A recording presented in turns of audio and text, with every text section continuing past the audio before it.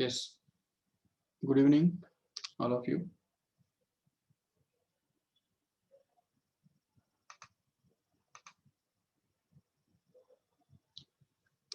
So let us start with the motion in plane. So in this chapter, we already seen about the concept of angular acceleration, right? Angular acceleration and the relationship between the angular acceleration and the angular velocity. Right? We have seen that the rate of change of angular velocity is nothing but the angular acceleration, right? तो ये सब चीजें हमने देखी थी और उसके ऊपर कुछ न्यूमेरिकल्स भी हमने सॉल्व किए थे, बराबर, जो कि जिससे हमको ये पता चलता है कि एंगुलर एक्सेलरेशन किस तरह से निकालना होता है, तो वो सब हमने देखा था। चलो ठीक है। सो अभी एक्चुअली जो है ना, ये चैप्टर मतलब ये चैप्टर के अंदर जो भी सब कंसेप्ट हम अभी पढ़ रहे हैं वो हमको एक्चुअली कंटिन्यू करने हैं। 12th स्टैंडर्ड में जो आपका फर्स्ट चैप्टर है रोटेशनल डायनामिक्स करके, तो उस चैप्टर के अंदर ये सब वापस हमको रिवाइज करना ही है, ठीक है। बिल्कुल जहाँ पे ये चैप्टर खत्म होता है वहाँ पे वो 12th में स्टार्ट होता है, तो वो सीधी बात है। बट अभी फिलहाल जो एंगुलर एक्सेलरेशन का और जो एक्सेलरेशन का जो कंसेप्ट है वो हम थोड़े समय के लिए यहाँ पे ही रुकाते हैं, क्योंकि वैसे भी आपके 11th स्टैंडर्ड के सिलेबस के अंदर एंगुलर एक्सेलरेशन के बारे में बहुत ज्यादा नहीं है, बहुत ज्यादा डीप में नहीं है। So we will study it in the 12th standard when we will start the chapter rotational dynamics. But अभी फिलहाल तो आगे का जो कंसेप्ट है तो वो हम स्टार्ट करेंगे अभी यहाँ पे, जिस which is the nothing but the centripetal acceleration. अब देखो जैसा कि हमारे सेक्शन का नाम ही है यूनिफॉर्म सर्कुलर मोशन, बराबर, यूनिफॉर्म सर्कुलर मोशन। तो देखो यहाँ पे यूनिफॉर्म सर्कुलर मोशन के अंदर जो एक्सेलरेशन होता है तो उसको बोलते हैं centripetal acceleration. See here now, just board पे जाएंगे 2 मिनट में। Yes, I will like to ask a question to all of you that uniform circular motion के अंदर जैसे हम जानते हैं यहाँ पे कि in case of a uniform circular motion the particle move with constant speed, जैसा कि हमने लास्ट टाइम भी देखा था, बराबर है। तो अगर सपोज कोई पार्टिकल जो है वो अगर सर्कुलर मोशन परफॉर्म कर रहा है इस तरह से, suppose particle will move with the constant speed along the circumference of this circle, and that is called as the circular motion. Okay, we can show the direction of its velocity at every point in this way. तो यहाँ पे जो उसका velocity होगा वो कुछ इस प्रकार इस डायरेक्शन में होगा। तो यहाँ पे जो उसका velocity है वो हम दिखा सकते हैं इस डायरेक्शन में है, ठीक है। तो अगेन यहाँ पे जो velocity उसका है it can be shown in this direction like this. So we can see that the velocity at every point will be along the tangent to the circular path like this. Okay, चलो ठीक है। ये तो हमने वैसे भी पहले भी देखा था, कल भी हमने या इसके पहले वाले लेक्चर्स में भी हमने ये पढ़ा था कि velocity of the particle in circular motion is always directed along the tangent to the circular path, no doubt. Question ये है कि अब देखो ये पहले भी ये एक्चुअली क्वेश्चन मैंने पहले भी आपको पूछा था, अगर आपको याद है तो हम समझ सकते हैं आराम से कि what is the acceleration in this case. सबसे पहली बात ये पूछना चाहूंगा कि क्या इस पार्टिकल का मोशन बिना एक्सेलरेशन का है, क्या वेलोसिटी चेंज हुआ है या नहीं हुआ है। तो ऑलरेडी मैं जानता हूँ पहले भी हमने ये जब क्वेश्चन पूछा था तो सभी ने यही आंसर दिया था कि वेलोसिटी एक्चुअली हैज चेंज्ड, बराबर, वेलोसिटी यहाँ पे चेंज तो हुआ है, नो डाउट। ओके, क्योंकि हम देख सकते हैं यहाँ पे कि डायरेक्शन जो वेलोसिटी का है वो तो चेंज हो रहा है, बराबर, भले मैग्नीट्यूड कांस्टेंट है, नो डाउट, लेकिन डायरेक्शन एक्चुअली चेंज हुआ है ऑलरेडी, और उसकी वजह से हमको बोलना पड़ेगा कि velocity has been changed, no doubt. तो यहाँ का जो वेलोसिटी है तो उसको अगर हम बोल देते हैं v बार, सपोज v1 बार, सपोज, यहाँ का जो वेलोसिटी है तो उसको हम बोल सकते हैं v2 बार, यहाँ पे जो वेलोसिटी उसका बनता है उसको हम बोल सकते हैं v3 bar, and so on like that up to v4 bar and v5 bar and so on in this way. तो ये सारे जो वेलोसिटीज है तो इनको हम इक्वल नहीं बोल सकते हैं। This v1 bar is not equal to v2 bar, which is again not equal to v3 bar, which is not again equal to v4 bar। कोई भी किसके साथ इक्वल नहीं है, क्योंकि ये वेक्टर्स है, और वेक्टर्स होने की वजह से भले उनके मैग्नीट्यूड्स इक्वल है बिल्कुल, लेकिन डायरेक्शंस जो है तो डायरेक्शंस अनइक्वल होने के कारण, बिल्कुल डिफरेंट होने के कारण हमको यही बोलना पड़ेगा कि इनके वेलोसिटीज डिफरेंट है। ठीक है, that means we can say that the velocity is changing, correct है, continuously.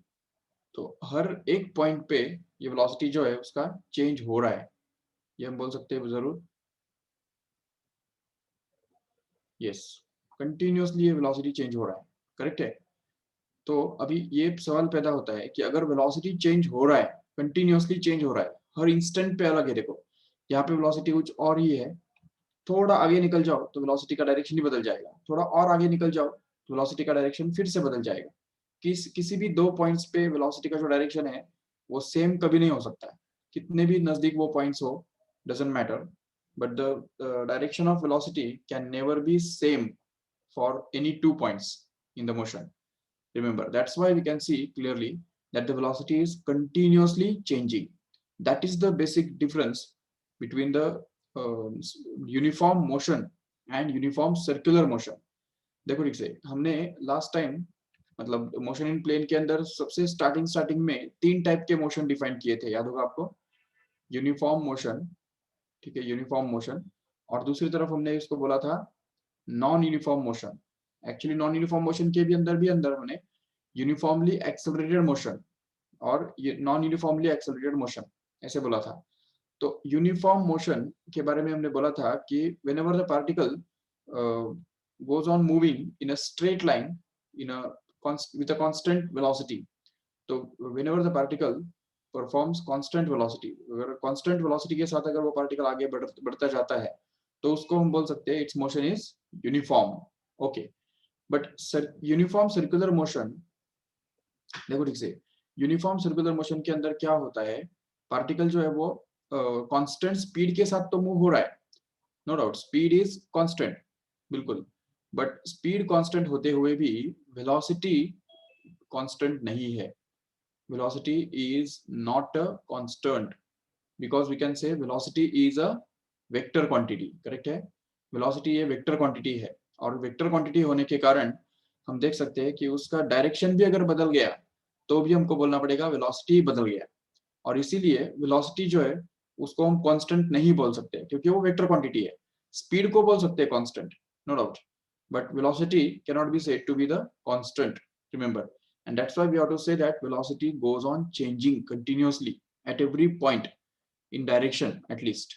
So in that case, then the question arises, if the velocity is changing, then that means the motion of this particle in circular motion is nothing but an accelerated motion, correct है। तो इसको हमको accelerated motion बोलना पड़ेगा, क्योंकि velocity change हो रहा है continuously, right? Yes, we have to say the uniform circular motion is an accelerated motion, okay। there is an acceleration in uniform circular motion also, and that is actually called as the centripetal acceleration, remember। what is centripetal acceleration? See here, centripetal acceleration मतलब यहाँ पे जब भी कोई body जो है वो turn होता है, तो इस टर्न करने के लिए जो रिस्पॉन्सिबल एक्सेलरेशन होता है उसको बोलते हैं सेंट्रीपिटल एक्सेलरेशन, या तो ब्रेक से। जैसा कि स्टार्टिंग में भी बताया था कि एक्सेलरेशन जो है ना, वो तो एक्सेलरेशन एक्चुअली तीन टाइप के हुआ करते हैं, बराबर। एक्सेलरेशन तीन टाइप के हुआ करते हैं। एक होता है स्पीडिंग अप। स्पीडिंग अप तो उसके बारे में तुम जानते ही ऑलरेडी। स्पीडिंग अप मतलब क्या होता है, if the speed of the particle goes on increasing like this, if we draw the graph between velocity and time, then the speed will found to be increased, no doubt।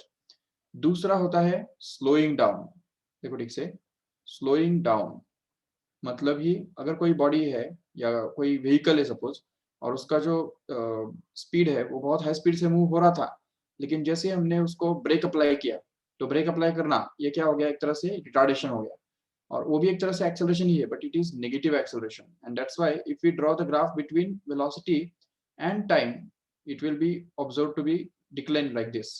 तो उतरता हुआ decline वाला graph हमको मिल जाएगा इस तरह से, no doubt. But तीसरे टाइप का एक्सेलरेशन होता है, वो किसको पता है? How many of you know what is the third type of acceleration? It's turning. Remember, turning is again an acceleration only. Remember, देखो, speeding up, slowing down and turning, these are the three major types of acceleration. Remember, so speeding up के बारे में तो हम जानते हैं कि acceleration is actually positive, बराबर है। slowing down के बारे में भी हम जानते हैं कि acceleration is actually negative, बराबर। okay, but when turning, when the body is turned through some angle, continuously अगर कोई बॉडी टर्न किया जाता है, तो उस केस में उसका जो स्पीड है वो कांस्टेंट रहता है। ये देखो, स्पीड का और टाइम का अगर ग्राफ हमने ड्रॉ किया, तो it will remain constant like this, note. लेकिन वो टर्न हो रहा है, तो टर्न होने का मतलब क्या है? its direction is continuously changing, that means it is continuously performing the uniform circular motion here, and whenever the particle performs a uniform circular motion, its velocity goes on turning, its direction of velocity goes on changing continuously, and in that case this type of this particular acceleration in case of turning body is actually called as the centripetal acceleration. ये देखो ठीक से, ये centripetal acceleration जो है, it is always related with the uniform circular motion actually. तो uniform circular motion के अंदर जो acceleration बनता है उसको हम बोलते हैं centripetal acceleration actually. तो ये बात याद रखो अच्छी तरह से। So this is the concept of centripetal acceleration. देखो, उसको हम अलग एक तरीके से भी समझ सकते हैं, एक दूसरा पॉइंट ऑफ व्यू है उसको समझने का। देखो ठीक से, if we have a particle which is performing the circular motion in this way, अगर एक पार्टिकल इस तरह से सर्कुलर मोशन परफॉर्म कर रहा है, ठीक है, तो अभी यहाँ पे अगर उसके ऊपर कोई फोर्स काम नहीं करता, तो वो सीधा इस डायरेक्शन में स्ट्रेट लाइन में जाता था, बिल्कुल। लेकिन अभी अब जब टर्न हुआ है, तो टर्न करने के लिए जरूर एक फोर्स लगेगा कि नहीं? जब भी हम कोई बॉडी को टर्न करते हैं, समझो एक व्हीकल है, सपोज एक व्हीकल स्ट्रेट लाइन में जा रहा है ये रोड सरफेस के ऊपर, नो डाउट। तो जैसे ये व्हीकल जाता है, और अगर सपोज हम उसके ऊपर कोई फोर्स अप्लाई नहीं करेंगे, तो it will continue to go in the straight line only, but in order to turn this vehicle, we will have to apply the force. That means we will have to rotate the steering wheels. जैसे हम steering wheels rotate करते हैं, तो उसके ऊपर एक force लगता है जो इस डायरेक्शन में उसके ऊपर काम करता है, और इस फोर्स के कारण ही वो धीरे धीरे फिर थोड़े समय के बाद ऐसे बन जाता है, and it continues to go in this direction. Again, when we apply the force in this direction here, then it continues to move in this direction and just goes on turning more and more, and becomes goes on turning in this way. So perform circular motion. तो ये circular motion जो perform किया जाता है, उसके लिए responsible क्या होता है? Force होता है. There is a force which is directed at right angles to the direction of velocity at every point. See here, ये velocity इस तरफ ऊपर की तरफ है, तो यहाँ पे force कौन सी direction में लग रहा है? ये देखो इस direction में, जो कि horizontal direction में लग रहा है. So whenever this force acts on the body goes on turning more and more and performs uniform circular motion. So this force produces some acceleration, क्योंकि force जहाँ पे force है वहाँ पे acceleration जरूर है ही है, और इसलिए जैसे ये force काम करता है, तो ये force क्या करता है? इस body को turn करता है, and this force also produces the acceleration which is given by the formula acceleration is equal to force upon mass. ये simple सा formula हमारे पास है acceleration के लिए, जो कि force upon mass करके हम निकाल सकते हैं आराम से। So this acceleration which is produced by this force which is acting at right angles to the velocity is actually called as the centripetal acceleration. We can give another example of to understand this centripetal acceleration. See here, एक दूसरा example हम देख सकते हैं. If suppose we have a string and suppose there is a stone tied to this string here, and suppose it is revolved in the horizontal circles like this. तो अगर कोई stone हमने स्ट्रिंग के साथ बांध के अगर उस स्ट्रिंग को या स्टोन को अगर इस तरह से हॉरिजॉन्टल सर्कल में अगर घुमा दिया, तो हम देख सकते हैं कि जब वो स्टोन यहाँ पे होता है तो हम थोड़ा सा स्लाइटली उसको इस डायरेक्शन में खींचते हैं, देखा तुमने कभी? जब यहाँ पे वो आता है तो इस डायरेक्शन में हम उसको खींचते हैं, यहाँ पे जब आता है तो इस डायरेक्शन में हम उसको खींचते हैं। तो we go on pulling it towards center at every point, and that's why we can see continuously we are pulling this body in the inward direction, and this force which acts on this body, which acts towards the center, is actually called as centripetal force. Very good. Centripetal force. This is actually the centripetal force, you can say. What is centripetal force actually? The force which acts on a body which is responsible for the circular motion of the body, which is acting along the radius and towards the center. It's called as the centripetal force, basically. So this is the concept of centripetal force, and the acceleration produced by centripetal force is actually called as centripetal acceleration. तो देखो centripetal acceleration के लिए formula क्या बनेगा हमारा? Centripetal force divided by mass. That's it. So this is going to be actually the formula for finding the centripetal acceleration. Remember. So what is centripetal acceleration? The acceleration which is acting on the particle performing uniform circular motion, which is directed along the radius towards the center, is called as the centripetal acceleration. Okay, तो ये centripetal acceleration का concept है. तो अभी हमको इस centripetal acceleration का equation derive करना है. Let us try to derive the formula for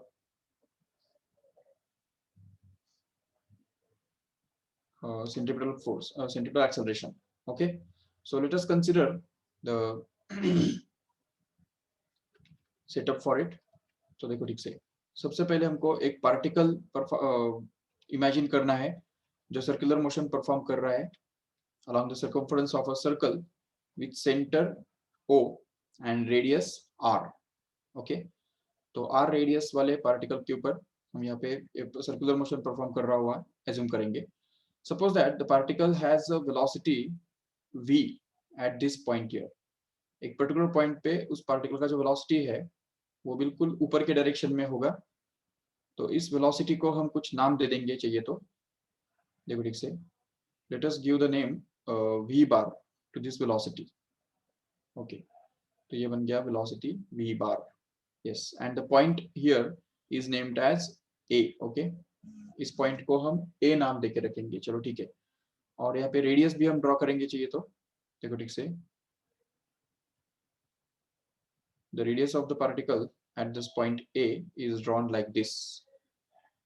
Okay, and the velocity at point A is going to be perpendicular to this radius. Okay, and suppose that the particle moves from this point to another point B in a very small time t. Suppose, तो यहाँ पे इस A point से ये particle जो है वो B point पे मूव करता है. सपोज, ठीक है, तो ये देखो, ये सपोज पॉइंट B है जिसके ऊपर वो मूव करता है in a very short time. Okay, and suppose that it makes an angle, very small angle, delta theta during that period. तो इस पॉइंट से इस पॉइंट पे वो मूव करने के टाइम तक वो डेल्टा थीटा, इतना एंगल, बहुत छोटा एंगल है वो, उतना एंगल वो कवर करता है. सपोज, ठीक है, और पॉइंट बी पे जो उसका वेलोसिटी है तो वो भी हम दिखा सकते हैं यहाँ पे. Suppose it is in this direction here. See it here, it will be in this direction. Okay, तो ये हो गया हमारा v, या उसको v1 बार और v2 बार ऐसा भी हम बोल सकते हैं, नो प्रॉब्लम. देखो, इसको हम बोल देंगे चाहिए तो v1 बार चलेगा. ये देखो, this is v1 bar, and the velocity at this point here will be denoted by v2 bar. Okay, and this point is A, this point can be supposed to be P. Okay, this point is B, this point can be supposed to be Q. Yes, and now we will consider this vector. अब देखो, जबकि हमको यहाँ पे change in velocity निकालना है. देखो ठीक से, यहाँ पे हमको निकालना क्या है ultimately, we want to find out the acceleration. ठीक है, एक्सेलरेशन हमको निकालना है. तो एक्सेलरेशन निकालने के लिए फॉर्मूला क्या है हमारे पास? We have the formula for that, it is change in velocity upon time. Correct है, तो ये हमारा एक्सेलरेशन का फॉर्मूला है. तो उसके लिए हमको चेंज इन वेलोसिटी चाहिए. So in order to find out the change in velocity, let us complete a triangle, because change in velocity is going to be a vector. It's not a simple magnitude, but it's going to be a vector. So what we will do here is we will just draw a vector which is parallel and equal to AP bar. देखो ठीक से यहाँ पे AP बार का equal and parallel vector यहाँ पे हम draw करेंगे इस तरह से, करेक्ट है? यस, तो ये हो गया हमारा वेक्टर जो कि AP बार को ही उठा के यहाँ पे रखा है, ऐसा मान सकते हैं बिल्कुल। और अभी ये जो पॉइंट है, इस पॉइंट को हम नाम दे देंगे, चाहिए तो R सपोज, ठीक है? This is R and this is also, if this is V1 बार, ये जो AP बार है वो अगर V1 बार है तो इसको भी हम V1 बार बोल सकते हैं बिल्कुल। तो this is going to be V1 bar, okay? But don't forget that this is V2 bar, okay? ये जो BQ बार है तो वो V2 बार है एक्चुअली, उसको हम यहाँ पे लिखेंगे चाहिए तो, yes, this is going to be V2 bar, okay? And now in order to find out the change in the velocity, what will we do is we will just draw a third side of this triangle from R to Q. देखो इधर यहाँ पे R से लेके Q तक एक तीसरा side हम ड्रॉ करेंगे इस ट्रायंगल का, ठीक है? तो अभी ये जैसे हमने यहाँ पे RQ को ड्रॉ किया, तो उसके बाद इस ट्रायंगल के अंदर हम क्या बोल सकते हैं? देखो, what can we say in this triangle? In the triangle BRQ, कौन किसका सम है, क्या बोलेंगे? देखो, we can see clearly that the vector BR bar plus RQ bar gives us BQ bar, correct है? बोल सकते हैं ऐसा, क्योंकि देखो BR बार का डायरेक्शन ऊपर की तरफ है और RQ बार का डायरेक्शन इस तरफ है, तो ये वेक्टर इन दोनों को अगर हम ट्रायंगल लॉ से अगर ऐड करेंगे तो ये वेक्टर हमको मिल जाएगा आराम से, बिल्कुल। So we can say that this BR bar, using the triangle law, we can say that BR bar plus RQ bar is actually going to be equal to BQ bar, okay? So that we can say BR bar, but BR bar मतलब क्या है यहाँ पे? ये देखो V1 है वो, V1, right? So we can replace it by that, it is V1 bar, okay? Plus RQ bar, which is actually going to be equal to BQ bar. What is BQ bar here? It is V2 bar, right? That is final velocity. So we can say this is going to be V2 bar, right? Okay, so RQ bar happens to be actually equal to V2 bar minus V1 bar. And hence we can say that RQ bar itself represents the change in velocity vector. That means delta V bar. बोल सकते हैं ऐसा, और delta ऐसा भी लिख सकते हैं, नो प्रॉब्लम। ये देखो डेल्टा V bar मिल गया, change in velocity, okay? Change in velocity is represented by this RQ bar, no doubt. चलो ठीक है, अभी हम आगे बढ़ेंगे। सपोज ये एंगल जो है वो अगर सपोज मान लेते हैं डेल्टा थीटा है, okay? This angle is going to be delta theta. So it requires a 10 standard geometry to prove that this angle is also going to be delta theta, correct है? ये angle भी delta theta होगा जरूर, because it is the angle between two tangents. ये देखो, ये BQ बार मतलब क्या है? ये BQ बार माना क्या है? टेंजेंट एट B है, बराबर? और RQ बार BR बार माना क्या है? BR बार मतलब ही AP बार है जो कि टेंजेंट एट A है, करेक्ट है? तो अभी इन दो टेंजेंट्स के बीच में का एंगल देखो ठीक से, B का रेडियस कौन सा है? ये देखो OB है, OB is going to be the radius of B, and what is the radius at A? It is OA here, right? So ये हमने 10th स्टैंडर्ड में कहीं तो भी पढ़ा रहेगा कि angle between radii of two circle of a circle is always equal to the angle between their corresponding tangents, correct है? तो देखो इन रेडियस के बीच में का जो एंगल है वही इन टेंजेंट्स के बीच में भी रहेगा जरूर। तो angle between two tangents is always equal to the angle between two radii. ये बात, एक छोटा थ्योरम जो है वो हमको ये बताएगा कि ये अगर इस एंगल को हम डेल्टा थीटा मान लेते हैं तो इस एंगल को भी हम डेल्टा थीटा बोल सकते हैं जरूर। चलो ठीक है, once we get this as a delta theta, we can now use the definition of angle in the triangle BRQ. You can see again in the triangle BRQ. What is the definition of angle? Do you know? We know that angle is equal to arc upon radius. ये हमने already देखा था starting में. तो अगर हम ये देखेंगे कि angle is equal to arc upon radius, तो इसको यूज करके हमको क्या मिलेगा? This angle here is going to be delta theta, which must be equal to arc upon radius. What is the arc here?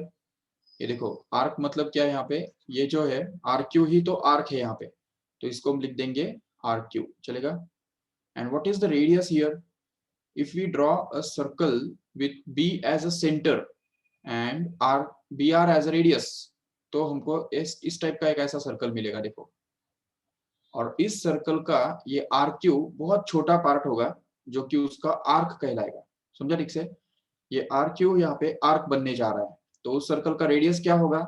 ये रेडियस होगा कि नहीं, जो कि V1 के बराबर है यहाँ पे, या V2 को भी हम बोल सकते हैं रेडियस उसका. तो इसलिए यहाँ पे रेडियस जो है तो यहाँ पे बन रहा है BR. Okay, BR. Yes. And then we can just replace these values. As we know that this RQ from this equation number 1, what can we expect is RQ is going to be equal to delta V. Yes, so we can just replace it by delta V here. And BR, what is BR here? देखो ठीक से यहाँ पे BR is going to be V1 और V2 का magnitude. क्योंकि यहाँ पे देखो ये हमको पता है ऑलरेडी कि ये जो पार्टिकल है, ये पार्टिकल यूनिफॉर्म सर्कुलर मोशन के अंदर घूम रहा है. उसकी वजह से यहाँ पे V1 बार और V2 बार, इन दोनों के मैग्नीट्यूड्स भले इक्वल है, डायरेक्शंस भले अलग अलग है, लेकिन मैग्नीट्यूड्स तो सेम है कि नहीं? मैग्नीट्यूड्स तो सेम है, मतलब यूनिफॉर्म सर्कुलर होने की मोशन होने की वजह से speed of the particle at point A here is going to be same as the speed of the particle at point B here. That means the speed of the particle मतलब ही क्या? Speed मतलब ही, देखो ठीक से, speed का मतलब ही होगा यहाँ पे the magnitude of this vector.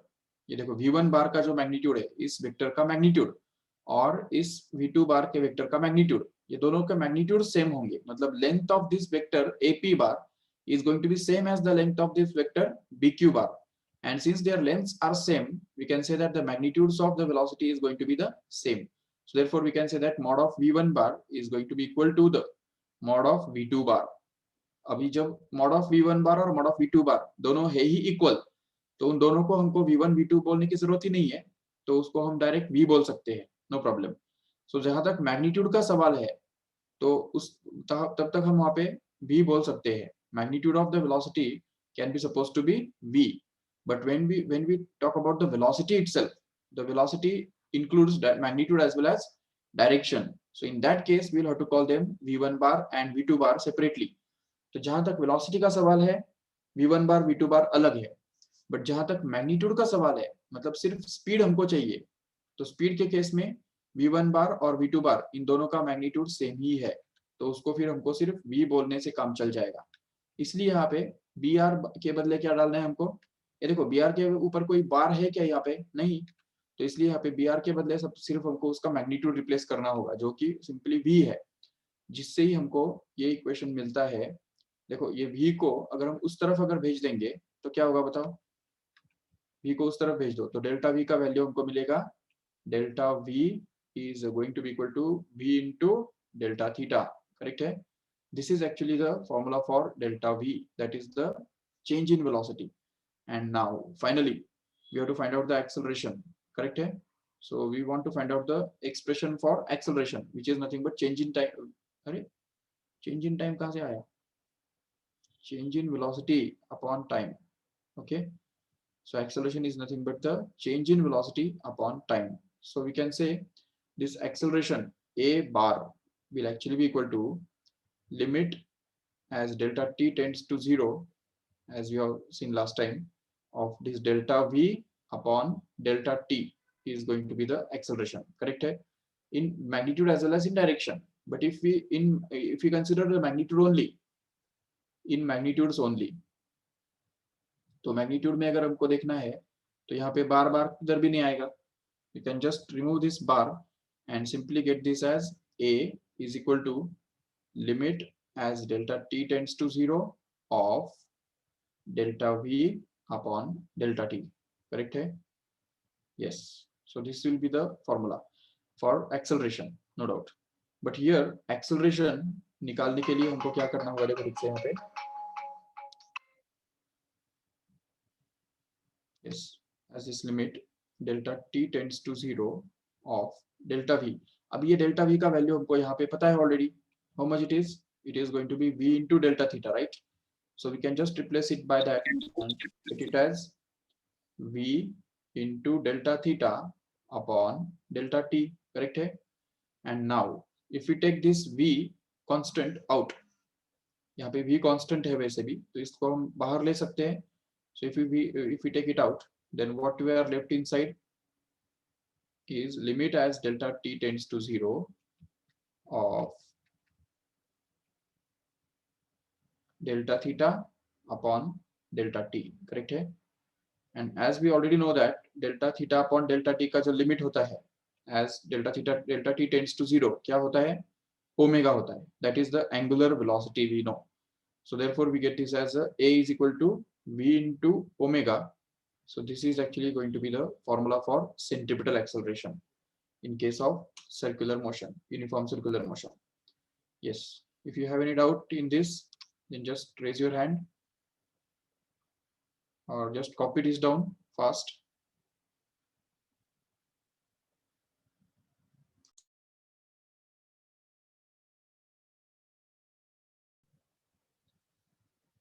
Okay, any doubt?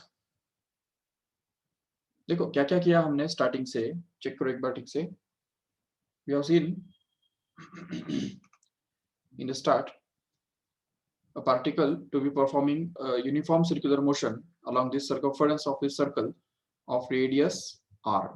Okay, r is the radius of the circle and o is going to be the center of the circle. Suppose that the particle starts from the point A here, and suppose velocity, yes, suppose that its velocity at the point A here is denoted by v1 bar, which is represented by a vector which is directed from A to P here. Okay, उसको हम AP bar भी बोल सकते हैं. Yes, this is the vector which gives us the velocity of the particle at point A here. Yes, and then we can say that the velocity of the particle at point B. Suppose in small time delta t, the particle moves from this point A to the point B here. Okay, छोटे time interval के अंदर delta T इतने time interval के अंदर ये particle जो है वो A से B तक चला जाता है, राइट? और उसके बाद यहाँ पे B के ऊपर उसका जो वेलोसिटी है, तो वो वेलोसिटी इस डायरेक्शन में रहेगा. देखो BQ बार से उसको हमने रिप्रेजेंट किया है यहाँ पे. Yes, so the velocity of the particle is represented by BQ bar, okay, at point B here. चलो ठीक है. अभी जैसे ये पार्टिकल A से B तक जाता है तो उसका वेलोसिटी जो है वो चेंज हुआ है जरूर. तो velocity at point A here is represented bye AP bar and the velocity at point B here is represented by BQ bar, right? So we have to find out the change in velocity. That's why we have to draw a vector which is equal and parallel to AP bar at B here. So we can call it as BR bar. Okay, so this BR bar is going to be the vector which is equal and parallel to AP bar, and that's why we have called it as V1 bar. इसको भी हम V1 bar बोल सकते हैं क्योंकि ये already V1 bar है, बराबर. तो अभी यहाँ पे ये V1 बार, ये V2 बार और ये RQ बार भी हमने ज्वाइन कर दिया. देखो R और Q को भी हमने ज्वाइन कर दिया. जैसे RQ को ज्वाइन कर दिया तो एक ट्रायंगल बन गया है. देखो BRQ, ये एक ट्रायंगल बन गया. अभी इस ट्रायंगल के अंदर हमने क्या किया, हमारा वेक्टर का ट्रायंगल लॉ यूज किया. ट्रायंगल लॉ क्या कहता है?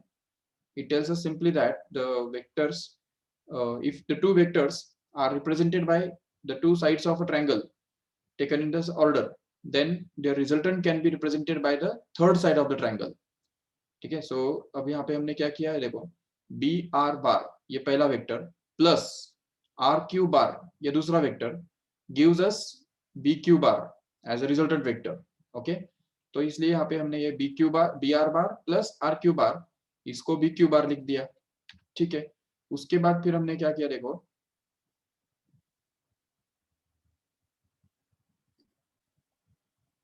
यस, उसके बाद हमने देखा यहाँ पे V1 बार, ये BR बार को हमने क्या डाल दिया, V1 बार रख दिया. करेक्ट है, क्यों? क्योंकि बी आर बार ही तो वी वन बार है। देखो बी आर बार माना ही ए पी बार का पैरेलल, और ए पी बार मतलब ही क्या? velocity at point A here, which is V1 bar here, and that's why we have replaced it by V1 bar. And BQ bar को क्या किया? ये देखो BQ bar किधर है? ये देखो ये BQ bar है, इसको हमने V2 bar बोल दिया because it is the velocity at point B here, and that's why it's denoted by V2 bar. And then we have just taken this V1 bar in that side so as to become it as minus V1 bar.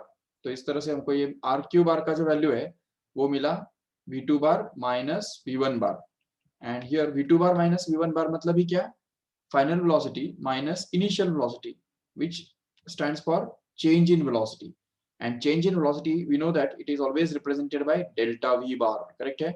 And that's why this RQ bar is nothing but delta V bar. ये हमको उसमें से पता चल गया, ठीक है। उसके बाद फिर हमने ये देखा, ये इसी ट्रायंगल के अंदर बी आर क्यू, इस ट्रायंगल के अंदर हमने angle is equal to arc upon radius, ये वाला फॉर्मूला यूज किया, जिससे हमको मिलता है, देखो ठीक से, so angle equal to arc upon radius, ये फॉर्मूला यूज करने से हमको पता चल रहा है कि yes arc can be considered to be this R Q here, ये जो सामने वाला साइड है यहाँ पे आर क्यू, इसको हम आर्क कंसिडर कर सकते हैं ऐसे सर्कल का जिसका सेंटर बी है और रेडियस जो है वो बी आर या बी क्यू के बराबर है, तो ये ऐसा सर्कल बनेगा वो ऐसा, देखो। सो इस सर्कल का सेंटर है ये बी और उसका रेडियस है बी क्यू या बी आर, ऐसे सर्कल का आर्क अपॉन रेडियस हमने यूज किया, दैट इज द एंगल, क्योंकि ये एंगल भी तो डेल्टा थीटा है कि नहीं, इसलिए तो इसलिए हमने ये angle equal to arc upon radius, ये फॉर्मूला यूज करने से हमको मिला delta theta is equal to this opposite side that is R Q upon radius, मतलब ये V1 बार और V2 बार का मैग्नीट्यूड, जिसको हमने V बार भी बोल दिया है, तो इसलिए यहाँ पे आर क्यू के बदले क्या आ गया? डेल्टा V आ गया, जो कि हमने ऑलरेडी प्रूव करके रखा है, और बी आर बार के बदले क्या आ गया? V आ गया, ठीक है, जो कि हमने ऑलरेडी यहाँ पे देखा है, yes. And then we have just transferred this V bar in that side, V को हमने उस तरफ ट्रांसफर किया, तो जिससे हमको ये मिल गया delta V is equal to V into delta theta, and then we will apply the definition of acceleration. तो एक्सेलरेशन का जो डेफिनेशन है वो अगर हमने अप्लाई किया अभी यहाँ पे, तो उसमें से हमको मिलता है a bar is equal to limit as delta t tends to 0 of delta v upon delta t, correct है। But if you consider the magnitude only, then this a will be actually equal to limit of delta v by delta t as delta t tends to 0, okay ये delta t tends to 0, ये ऐसा ही इसका limit हमको निकालना पड़ेगा, and then we can just get this limit solve if we replace this delta v by the value of this delta v, that is v into delta theta. So if we replace it here, then we get this v into delta theta upon delta t as it is, so that we can take this delta v, sorry v common, v is a constant and hence it can be taken out, and बाकी जो बचता है यहाँ पे वो बनता है limit as delta t tends to 0 of delta theta upon delta t, which is nothing but omega, correct है। So we get this as v into omega as a final expression for acceleration. This is the expression for acceleration by vector method. There is another method which is called as the calculus method, by which we can prove the same equation which is there in your textbook, but you have to remember this method also, it's of some importance. यहाँ पे कुछ numericals या MCQs के लिए ये important है method, याद रखो ठीक से। और इससे भी आगे जाके ये हम डिस्कस कर सकते हैं what happens to the direction, how can we get the direction of this centripetal acceleration.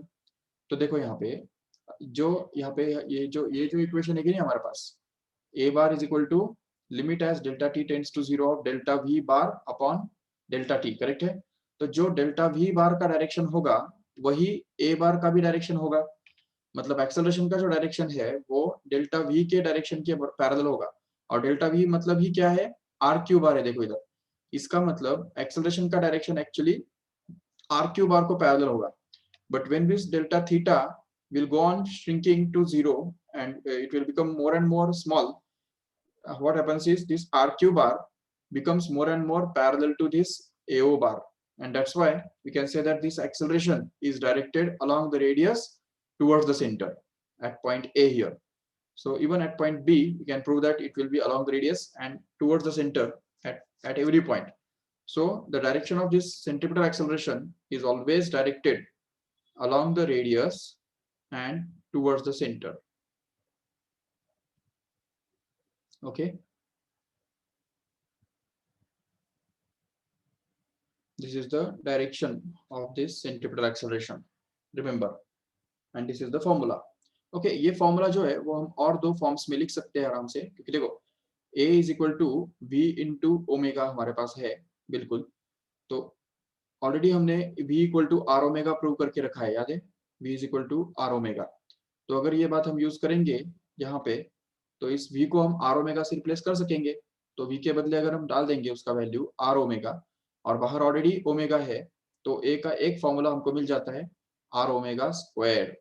देखो ठीक से, this is the first formula for centripetal acceleration, and at the same time we can also get another formula for centripetal acceleration just by putting omega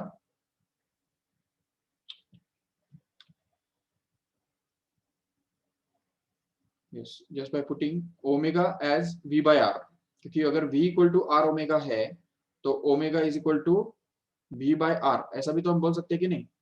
तो इस omega को अगर हम replace करते हैं v by r से, तो हम देखो क्या मिलेगा हमको, तो एक्सेलरेशन मिलेगा। देखो v को वैसे ही रखो, तो v as kept as it is, and omega is replaced by v by r, and hence we get it as acceleration A is equal to v square by r. This is again another formula for finding the acceleration, centripetal acceleration. तो देखो तीन फॉर्मूले हमको मिल गए centripetal acceleration के, ये एक है, ये v ओमेगा एक है, दूसरा है r ओमेगा स्क्वायर, और तीसरा है v square upon r. Remember all these three formulae for centripetal acceleration. Okay. Yes, so this is the expression for centripetal acceleration.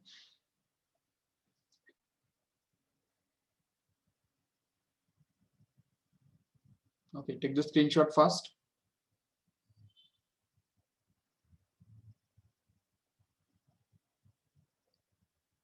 Yes. Okay, so let us stop here, and we have seen the expression for centripetal acceleration today. Tomorrow, मतलब next lecture में हम इसी centripetal acceleration का और एक दूसरा method से उसका प्रूफ देखेंगे। सेम ही रिजल्ट हमको मिलेगा दूसरे मेथड से, ठीक है। So that will we do in the next lecture. So just revise all these concepts, and if you have any doubt, you can ask now. Otherwise, lecture is finished. Yeah. Okay. So thank you all of you.